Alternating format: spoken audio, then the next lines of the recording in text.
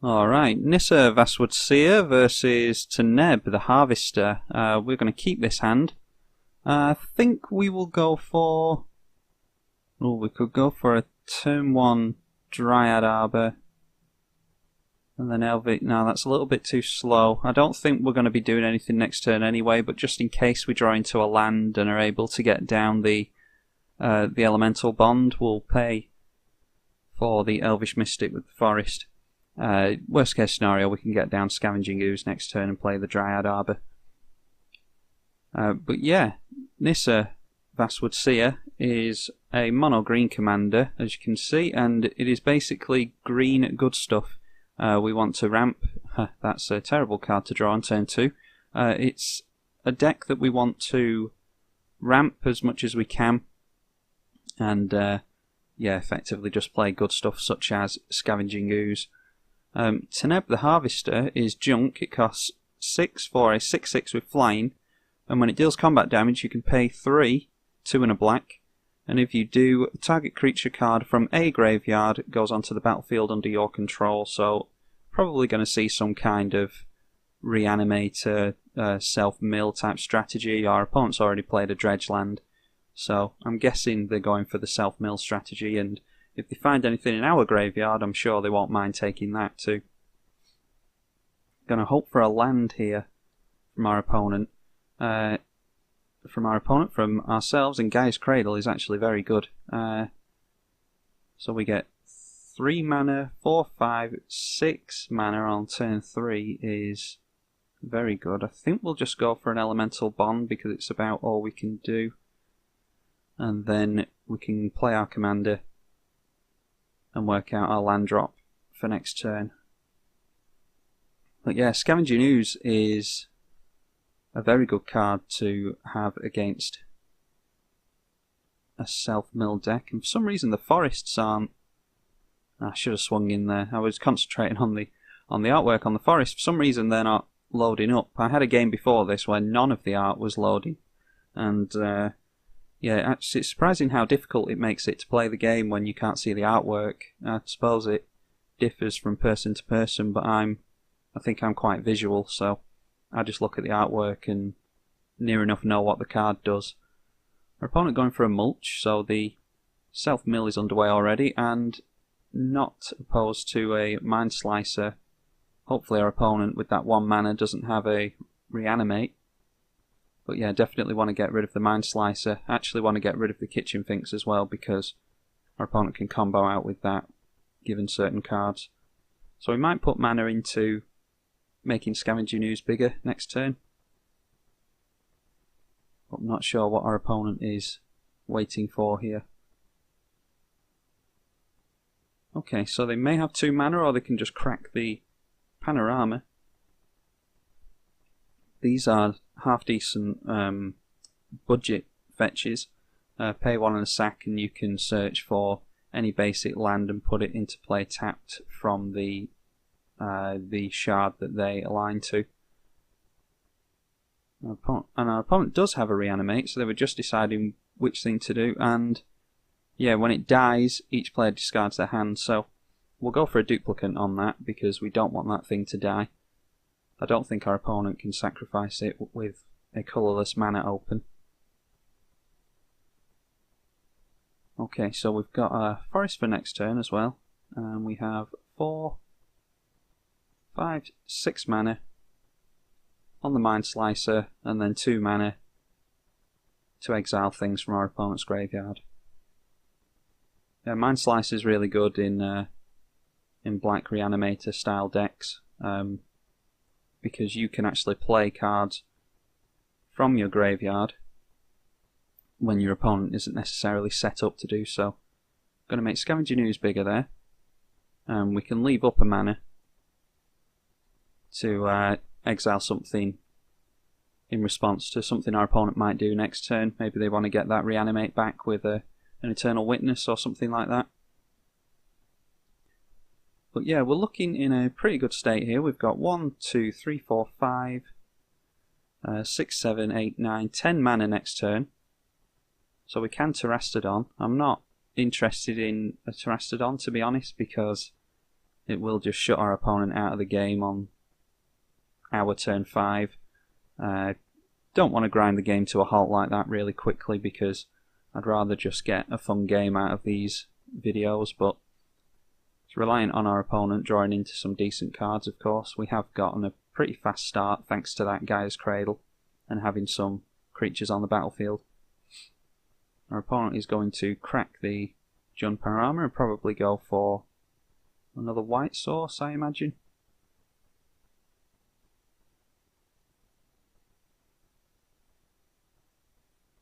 No, another green source, so they are reliant on that Orzhov Signet.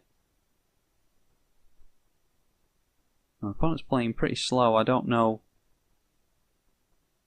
Maybe they have a lot of options in hand. They do have nearly a full grip of cards, so not sure where our opponent's struggling here. Okay, Rapture Spire. Maybe they were deciding which land to play. Rapture Spire is when it enters, you sack it unless you pay 1, and you have 1 mana of any colour. So this might be a bit of a budget build.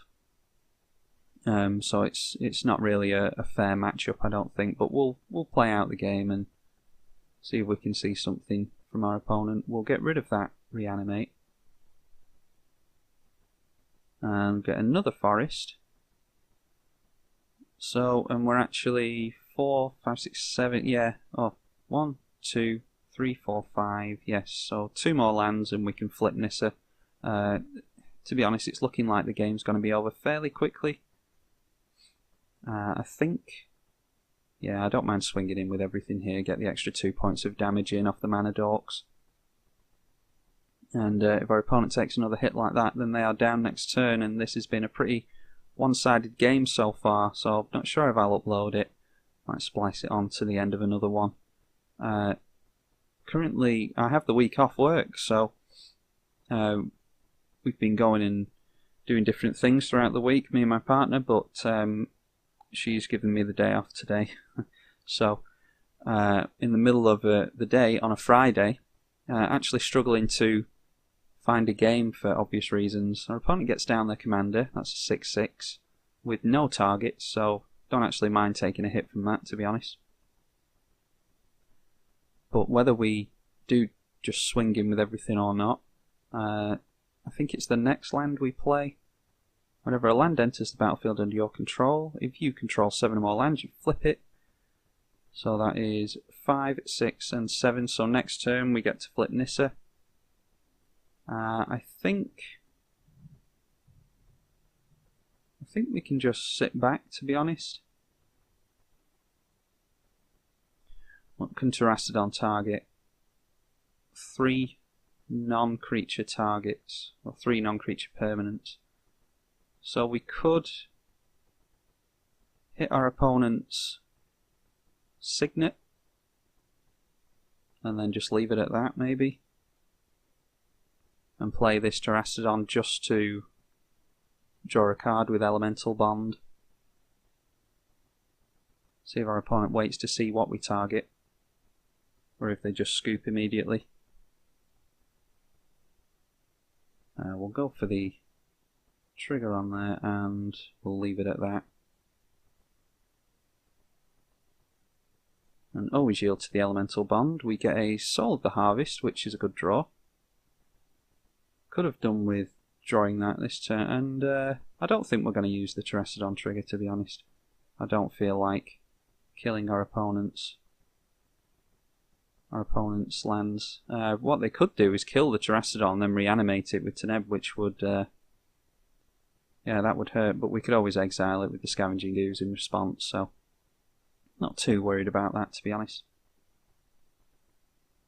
Yeah, Soul of the Harvest is a 6/6 trample for 6, and whenever another non-token creature enters the battlefield under your control, you may draw a card. I think I'm right in remembering that the new Ravnica set that I'm following the spoilers for, if you don't want to know any spoilers for the Ravnica set, just jump forward 10 seconds or so. I think there's a 4-drop mono-green creature that draws a card every time you cast a creature card, or if one enters, something like that. But there's a cheaper version of this coming out soon, which is really interesting. That'll be going straight into this deck. Our opponent is Okay, they're going for a Sheoldred. So that will force some creatures into our graveyard, which is interesting. I'll probably just give them the Dryad Arbor or the Elvish Mystic, something like that, if we even give them that. But we'll definitely be swinging in with the Terastodon next turn to put some pressure on them. They'll pretty much have to block that. And at the end of the turn we'll exile everything from our opponent's graveyard with the Scavenging Ooze. See if our opponent swings in. They probably shouldn't swing in for fear of the repercussions from that, yeah.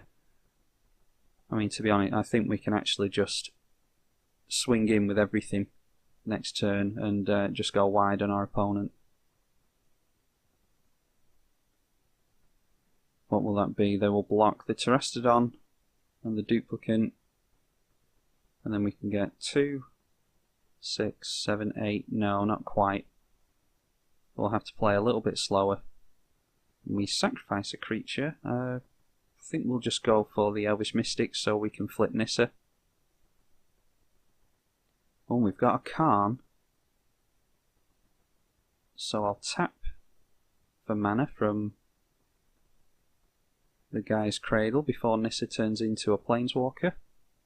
Get that extra 1 mana from the Guy's Cradle that way. And we'll draw a card.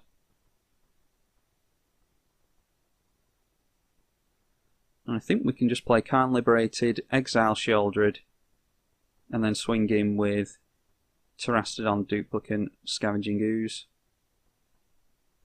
And that should be matched then, I think. Exile the Sheoldred, so our opponent can't get any more value off of that. And then we just swing in with everything. Hold back the Dryad Arbor, just so it doesn't die too needlessly. Yeah, so we get... Oh, yeah, so... Yeah, it's only 8 damage. I've worked that out wrong. It doesn't matter because we can probably just win next turn. But we've plus Nissa, we drew a card. We can exile Elvish Mystic if needs be. But it looks like we've pretty convincingly won this one. We just went faster than our opponent. It's really what Green wants to do, is ramp like crazy in the early game and then get out big spells in the late game. And you can draw cards based on playing creature spells. Liliana Vess, it's a slow tutor, so unless our opponent has some kind of free card draw, what is this? At the beginning of each end step, put a +1/+1 counter on it for each creature that died this turn. Yeah, don't care about that at all. Liliana Vess has not been activated. They're going to force us to discard a card. We will go for the Soul of the Harvest and get it back with the Eternal Witness next turn, but looks like we're just going to go wide here. Also yield to that. And our opponent throws up the GGs. We won't dirtle around anymore, we will just swing in at our opponent. And our opponent very graciously just takes the damage by the looks of it. Always appreciate that because there's a lot of... I always tend to do it myself unless my opponent starts messing around too much. A lot of people just disconnect because they're salty about losing, which is a really strange thing to do to me. But yeah, props to our opponent. We got a fast start on them there. It wasn't a particularly fair game. I think this was a budget deck as well. So I will carry on trying to get a fair game out of Nissa. And I don't know how long this game was actually. You might see this spliced onto the end or the beginning of another video. We'll see how it goes. Thank you for watching.